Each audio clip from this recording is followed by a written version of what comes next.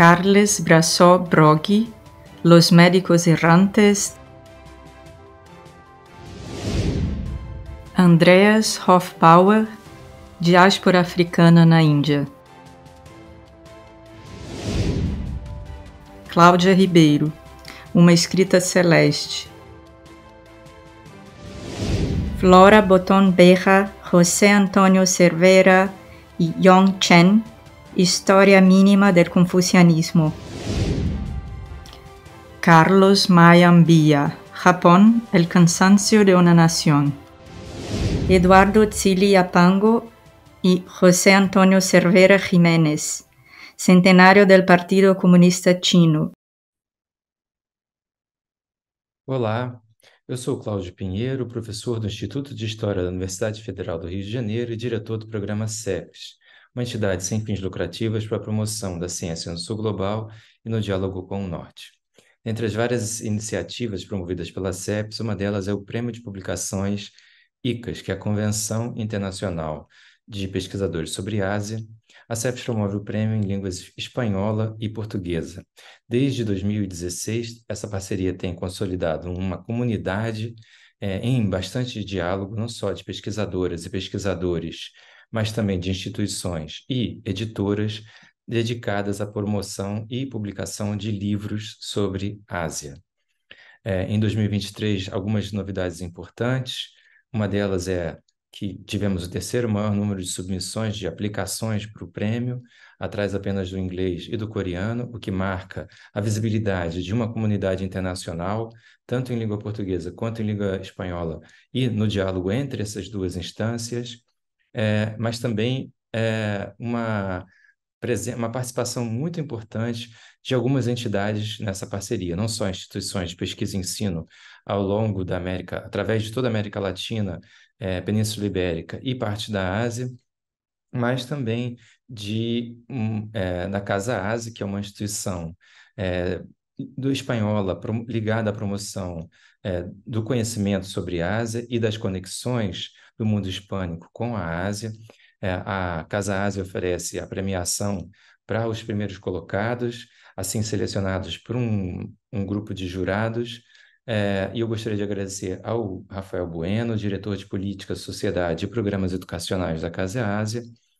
Também tivemos, em 2023, a participação de dois importantes intelectuais internacionais ligados ao estudo sobre Ásia, Andréa Doré, professora da Universidade Federal do Paraná, no Brasil, e Marco Centeno, professor da Universidade de Valência, na Espanha, que julgaram aproximadamente 50 livros submetidos, publicados entre o biênio 2023 e 2021, chegados desde o Macau e o Timor-Leste até Equador, México, Brasil, Espanha e Portugal. Os livros premiados esse ano seguem a mesma tradição de outros anos, na qual premiamos igualmente, como primeiro lugar, um livro em português e um livro em espanhol. Em espanhol temos o livro de Carles Brasó, Los Médicos Errantes, de las Brigadas Internacionales y la Revolución China a la Guerra Fria, do editorial Crítica de Barcelona, e o livro de Andreas Hofbauer, Diáspora Africana na Índia, sobre castas, raças e lutas, da editora Unesp. Eu gostaria de agradecer novamente a parceria com a ICAS, ao longo de muitos anos, e ao empenho do secretariado da CEPES no Rio de Janeiro, para que fizesse esse tipo de empreitada, esse tipo de premiação possível. Vamos conhecer, então, aos premiados agora. Um abraço e até a próxima.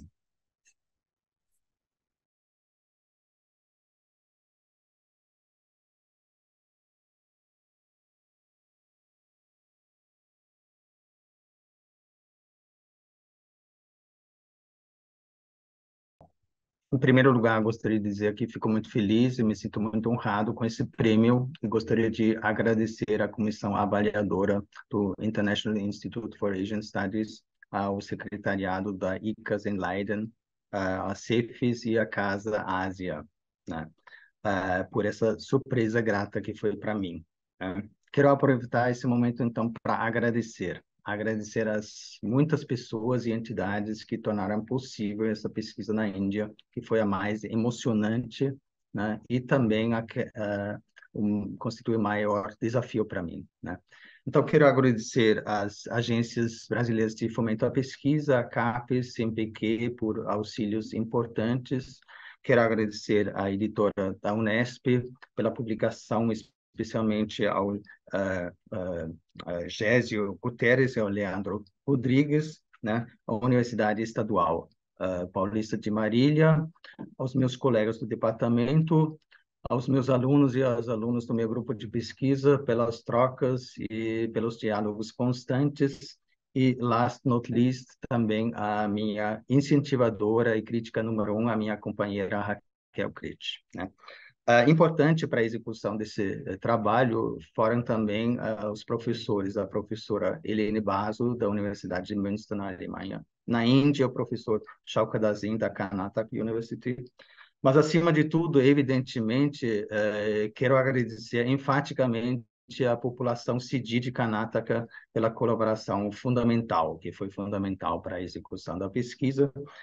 Quero lembrar especialmente os meus amigos Ramnath Sidi e Mohan Sidi. Sem eles, certamente não teria sido capaz de executar essa pesquisa. Por fim, gostaria de dizer também que a história dos CDs na Índia abriu para mim novos horizontes, um novo universo, né? No Índico, descobri uma série de semelhanças, mas também diferenças em relação ao Atlântico Negro. Quero crer que o exemplo dos CDs possa nos ajudar também, não apenas para fazer comparações, mas também para a gente ganhar novas visões, interpretações em relação a diásporas africanas em outros lugares, né?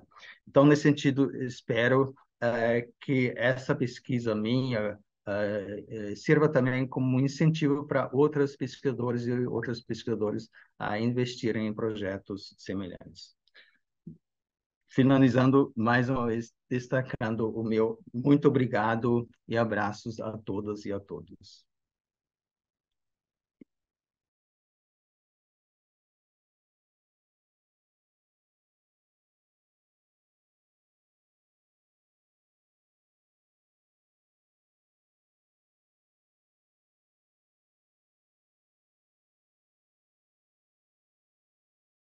Okay, muchas gracias. Thank you very much. En primer lugar, quería agradecer a la organización, la International Convention of Asian Scholars, por haber seleccionado el libro Los médicos errantes para este premio. Me siento muy contento, muy afortunado y estoy profundamente agradecido y honrado. Así que muchísimas gracias. En segundo lugar, quería mencionar el programa Ramón y Cajal del Ministerio de Ciencia e Innovación Español y del Fondo Social Europeo, sin el cual esta investigación no hubiera sido posible. En tercer lugar, también quería agradecer a la editorial Crítica y concretamente a Carmen Esteban por haber confiado en esta historia desde el principio. Y en cuarto lugar, al Departament d'Arts i Humanitats de la Universitat Oberta de Catalunya por haberme dado espacio y tiempo para desarrollar este trabajo durante estos últimos años. En particular, agradezco a los profesores David Martínez, Carles Prado, Jaume Claret y Joan Fuster por todo el apoyo recibido y también a todo el equipo del grupo de investigación Alter. Y por último, si este libro iba dedicado a mis hijos gemelos, que ahora ya tienen 4 años, me gustaría dedicar este premio a la memoria de mi padre, que murió pocas semanas después de la publicación del libro y que por lo tanto no pudo verlo. Muchas gracias.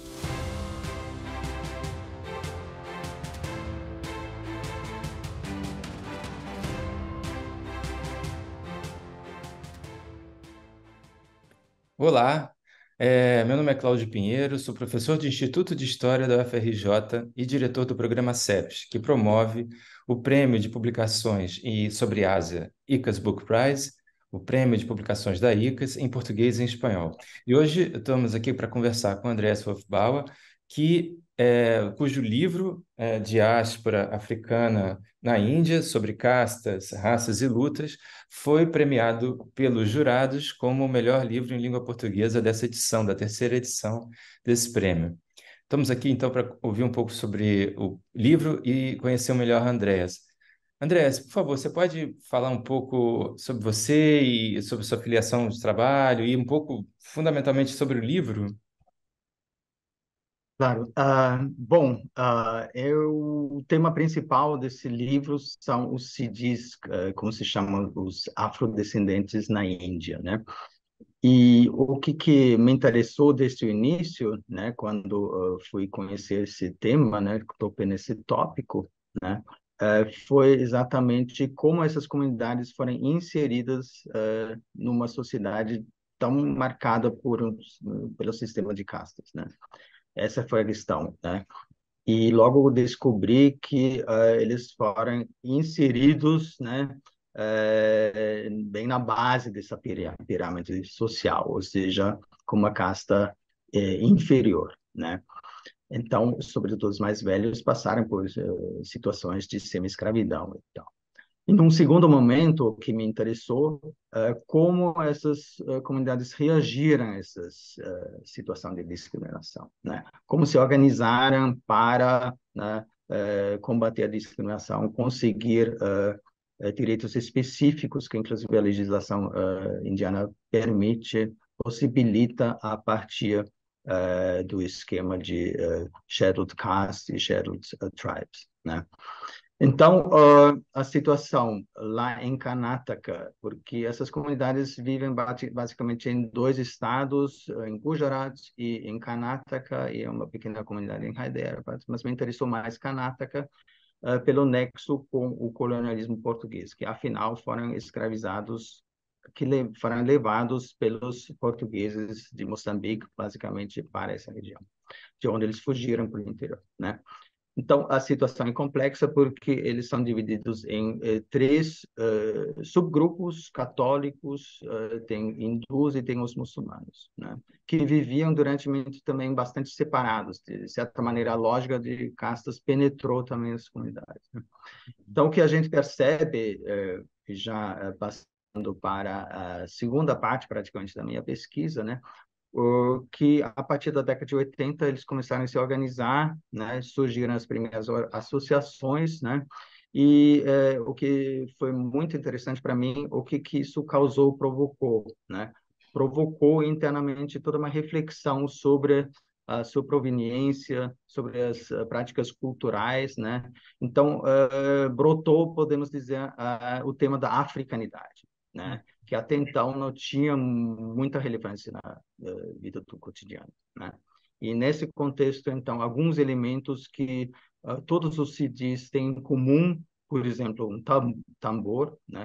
O damam, ganhou status de símbolo étnico, né? E ocorreram também reinterpretações de tradições culturais, né? Até invenções de novas elementos, tradições culturais, né? Foi essa parte que acompanhei que mais me interessou. Muito interessante, André. Assim, alguém que está lendo seu livro também fica muito curioso sobre como você chegou nessa pesquisa, como isso, todo esse universo, você tomou conhecimento sobre todo esse universo na Índia. Bom, eu tenho pesquisado mais no Brasil durante já algumas décadas, dá para dizer, né? E vários temas que me interessaram, têm interessado em relação à questão racial, né? Racismo, antirracismo, mas também religiosidades afro-brasileiras, ou seja, religiões de matriz africana, né? E outros aspectos ligados à questão do negro, né? Mas aí comecei também a me interessar por outras diásporas, né? E foi nesse contexto que eu cheguei nesse tema. Foi um acaso, no fundo, porque eu fiz uma viagem uma vez, uma viagem mais turística na Índia, e aí topei nesse tema e não sabia nada, né? E fiquei espantado, fiquei pasmo, né? Pela minha ignorância, né? Existem até hoje, que vivem até hoje. Mas também logo descobri que os próprios indianos sabem muito pouco, né, sobre essas comunidades. Então, existem situações, fenômenos. Vão para uma cidade próxima, 50 quilômetros ou menos, né? Os próprios indianos olham para eles como se fossem estrangeiros recém-chegados da África, e turistas ou estudantes, né? Então, e essa situação me motivou, né, a entender melhor, inclusive também para poder fazer comparações com a situação brasileira, porque afinal, né, os CDs, né, tem uma mesma história que os quilombolas no Brasil, ou seja, nas Américas nós conhecemos essa situação de escravizados que fugiram para o interior no Brasil, mas em todas as Américas nós temos comunidades desse tipo, então é bem interessante poder fazer uma comparação com um contexto tão diferente como aquele na Índia. Uhum, uhum. Nesse sentido, André, assim, terminado esse livro, essa pesquisa tão extensa que derivou numa publicação tão impressionante, para onde foram os seus interesses de pesquisa agora? Você continua lidando com Ásia ou com outros temas que orientam tua agenda? Ah. Então, infelizmente, a pandemia foi um grande corte, né? Eu fazia pesquisas, fiz durante mais de 6 anos, né? Junto aos CDs, com estadias mais longas e outras não tão longas assim, né? Mas aí não podia mais fazer essas pesquisas de campo e continuo em contato, né, com as comunidades, mas afinal depois escrevi o livro, né, e comecei também a me interessar por outros temas, né, mas não quero deixar totalmente abandonar, né, o tema dos CDs na Índia, né, mas surgiu uma outra possibilidade de fazer a pesquisa na África, né, e que outra vez é um tema que tem a ver com diáspora, né? Que o contexto é o seguinte: houve no século XIX escravizados, ex-escravizados, libertos, sobretudo libertos africanos que decidiram voltar para a África, né? Por quê? Porque, bom, a inserção no Brasil foi muito difícil, sobretudo, libertos africanos não conseguiram, foram envidados de conseguir a cidadania brasileira, né? Foram emitidas leis específicas que dificultavam a vida dos libertos, então um grupo de libertos decidiu voltaram para a Nigéria, voltaram para o Benin, um grupo menor para Accra, né? Também, sobretudo, num contexto específico, que foi uma revolta na Bahia. Então, logo depois dessa revolta, 1835, né, a revolta dos Malês, um navio, né, parece que foi primeiro o navio, 1836, chegou em Accra e fundou uma nova comunidade, né? E aí, novamente, o que me interessa é a inserção desses retornados na África, né? E tem várias modalidades, dá para fazer comparações também, né? Por exemplo, se deu de forma bem diferente do que a situação dos retornados dos Estados Unidos que fundaram a Libéria, né? No caso dos Tabon, como eles são chamados, né? Eles foram integrados num grupo étnico que já existiu, né? O grupo dos Gans. Então, se tornaram um subgrupo dos Gans, né? Adotaram língua, estrutura sociopolítica, né? Mas também há momentos em que eles cultivam uma identidade brasileira, de certa maneira, né? Uma identidade diaspórica, né? Porque eles dizem, bom, nós viemos do Brasil, né? E aí, outra vez, alguns elementos culturais ganham destaque, né? No caso, inclusive, elementos culturais que têm a ver com os Yorubás, né? Uma divindade iorubana, Xangô, que para eles é fundamental, para eles destacarem a sua identidade para além do pertencimento aos Gans, né? Então, novamente, um tema interessante de diásporas africanas que dá para fazer comparações que me interessam. Ou seja, dos CDs aos Tabum, o tema da reinserção de grupos de africanos escravizados continua sendo uma marca importante, a operação do racismo nessa lógica. Muito interessante, Andrés. Muito obrigado. Estamos esperando o seu próximo trabalho sair publicado. Por enquanto, curtindo, aproveitando e conhecendo melhor sobre a diáspora africana na Índia, graças ao teu trabalho. Obrigado e um abraço. Eu que agradeço. Muito obrigado. Tchau.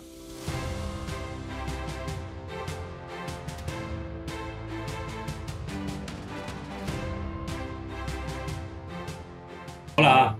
Un gusto conocerte y una felicidad poder hablar contigo sobre el premio de tu libro.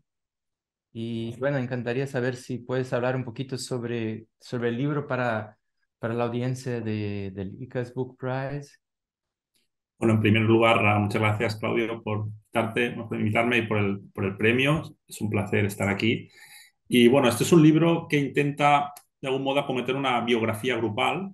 Es la historia de un grupo de médicos y enfermeras que tuvieron en común el hecho de que trabajaron, por un lado, en los servicios sanitarios de las brigadas internacionales durante la Guerra Civil Española y posteriormente en la Cruz Roja China durante la guerra de China contra Japón. La mayoría de estos médicos y enfermeras procedían de comunidades judías centroeuropeas que vieron cómo sus vidas quedaban amenazadas por el auge del fascismo y el antisemitismo que cundió en la Europa de los años 30. Y ante esta situación decidieron alistarse como voluntarios en las brigadas internacionales después de que en España estallara la guerra en el verano de 1936. En segundo lugar, cuando estos médicos y enfermeras salieron de España en los años 1938 y 39, no podían regresar a sus países de origen por la situación política en Europa y de este modo decidieron viajar a China y alistarse al Cuerpo de Ayuda Médica de la Cruz Roja China. Allí trabajaron durante buena parte del conflicto, durante la guerra, básicamente en China central, en la frontera de China y Birmania, en la provincia de Yunnan, y también en la campaña aliada de Birmania entre 1943 y 1945. La tercera y la última parte del libro aborda cómo estos médicos y enfermeras realizaron una labor de intermediación entre los bloques de la Guerra Fría, especialmente entre Asia y sobre todo China, pero no solo China, y los países socialistas de Europa del Este. En algunos casos tuvieron un papel relevante en algunos acontecimientos importantes de la Guerra Fría, tanto en Asia como en Europa. Pero, sin embargo, este papel de intermediación y el carácter, de algún modo, cosmopolita, internacionalista del grupo, fue motivo para que sufrieran diversas purgas políticas, especialmente en los últimos años del estalinismo, a principios de los años 50, ¿no? Entonces, de este modo, estos médicos y enfermeras cayeron, de algún modo, en desgracia y en el olvido, y este libro intenta recuperar estas biografías. No solo por su valor intrínseco, que creo que tienen, sino porque también creo que ayudan a entender estas décadas centrales del siglo XX, tanto en Europa como en Asia, desde una perspectiva que podríamos definir como microhistoria global, ¿no? Es decir, como conclusión, Los médicos errantes intenta ser un libro de historia global, pero que parte de una realidad muy concreta y muy acotada de un grupo de personas y de sus trayectorias vitales. Es una historia fantástica, Carles, y te pregunto, ¿cómo llegaste a esto? ¿Cómo llegaste a esta historia que no es tan simple de trabajar, me imagino, ¿no? Sí, no. Es una buena pregunta. El tema, o sea, es una investigación, digamos, larga, digamos que no es, requirió bastantes años de investigación y que tuvo un origen también familiar, ¿no? O sea, mi abuelo Moisés Broggi, trabajó como cirujano en los servicios médicos de las brigadas internacionales y conoció a varios médicos que trabajaron en la Guerra Civil Española y posteriormente fueron a China, como por ejemplo el canadiense Norman Bethune o el americano Leo Loeser. Así que el tema lo conocía desde que era pequeño y siempre me había fascinado. Y cuando viví en China, entré en contacto con algunos descendientes de este grupo de médicos y enfermeras centroeuropeos que no han sido tan estudiados o investigados como el caso de Norman Bethune, que es un caso más conocido. Entonces, allí empezó, creo que fue en el 2012, a investigar a través de estos contactos y fui investigando poco a poco tanto los archivos de China como en Europa, como en fondos familiares que me permitieron trabajar en la parte esta más biográfica. A través de estos contactos familiares, por lo tanto, obtuve acceso a otros archivos también de carácter privado que me trajeron también algunos problemas. Uno de los problemas que tuve que afrontar fue el problema lingüístico, sobre todo cuando recibí archivos en checo y en polaco, que son lenguas que yo no hablo ni domino, ¿no? Entonces, ante este problema, tuve la suerte también de contar con ayuda tanto de estos familiares que me ayudaron en el tema de traducción, como con la ayuda profesional, sobre todo de historiadores checos y polacos y también de traductores cuando esto se hizo necesario, ¿no? Esta parte de investigación fue posible gracias al programa Ramón y Cajal, que me dotó de fondos para poder investigar y encargar estas traducciones. Y todo esto también coincidió con los últimos años de la pandemia, en la que las posibilidades de viajar pues, se quedaron bastante reducidas. Sin embargo, yo tuve la suerte de algún modo de haber realizado esta tarea de archivo antes. Entonces pude trabajar en estas traducciones que sobre todo ocupan las últimas partes del libro y concentrarme a escribir el libro, ¿no? en estos últimos años hasta que finalmente salió publicado en febrero del 2022. Pero desde este primer encuentro en 2012 hasta el 2022 pues pasaron unos 10 años, o sea que ha sido una investigación, lógicamente no todo el tiempo he estado dedicado exclusivamente a esta investigación, pero sí que ha ido tomando forma poco a poco. y siendo un libro que habla tanto de tu pasado, del pasado de tu familia también, y que también, como dijiste al anuncio del premio, habla del pasaje de tu padre. Me pregunto ahora, ¿moverse para dónde? ¿Sigues trabajando con Asia también? ¿Cómo anda esto? Sí, ahora, digamos, estoy desarrollando básicamente dos líneas de investigación. Una que tiene directamente relación, guarda relación directa con con el libro, y otra que es diferente y que está relacionada con un trabajo anterior, ¿no? La primera intenta profundizar un poco en este papel mediador de estos médicos internacionales o internacionalistas en la época de la Guerra Fría. No solo los analizados en este libro, sino otros que he encontrado en el curso de esta investigación y que no he podido profundizar suficientemente, ¿no? Todos tienen más o menos en común el hecho de tener esta orientación cosmopolita. Me interesan, por ejemplo, todos los médicos que trabajaron en los servicios médicos de las guerras internacionales, pero también los médicos que trabajaron en el Cuerpo de Ayuda Médica de la Cruz Roja China, que es una institución interesantísima, ¿no? Que estuvo liderada por el doctor chino Lin Keqiang. Y entonces estoy intentando trabajar con estos archivos de diversa procedencia, intentando combinar archivos públicos con archivos familiares para, digamos, extender un poco esta investigación a un grupo, digamos, más amplio, ¿no? Y otra segunda línea de investigación aborda la historia económica de China en el siglo XX y las continuidades entre distintos periodos históricos, ¿no? Es una investigación que viene de mi trabajo doctoral, que estuvo enfocado en la industria textil. Intento nuevamente abordar estas continuidades a través de biografías de personajes, digamos, olvidados o que no han sido investigados. Y en concreto estoy trabajando en las biografías de algunos ingenieros e industriales chinos que empezaron trabajando en Shanghai, en la zona del Delta del Yangtze durante la época republicana, y posteriormente, en los años 40 y 50, emigraron a Hong Kong, desarrollando el comercio con el sureste de Asia, ¿no? Entonces, el objetivo un poco de este segundo proyecto es ofrecer nuevos instrumentos o nuevas perspectivas para comprender la apertura china en las últimas décadas de la Guerra Fría a través de estos testimonios personales. Entonces, esto sería el segundo proyecto en el que estoy trabajando. Fantástico. O sea, que podemos esperar otro libro muy pronto y Espero. que esté sometido al premio también. Entonces, muchas cosas interesantes a esperar. Esperamos que sí, que la cosa vaya bien y siga adelante, sí, sí. Dale, muchas gracias por haber sometido y muchas felicitaciones por el premio. Muchas gracias, Claudio, y gracias a la organización también. Y agradezco en nombre de los jurados y de la ICAS y de la CEFIS a esta feliz ocasión. Muchísimas gracias. Chao, Carles, gracias.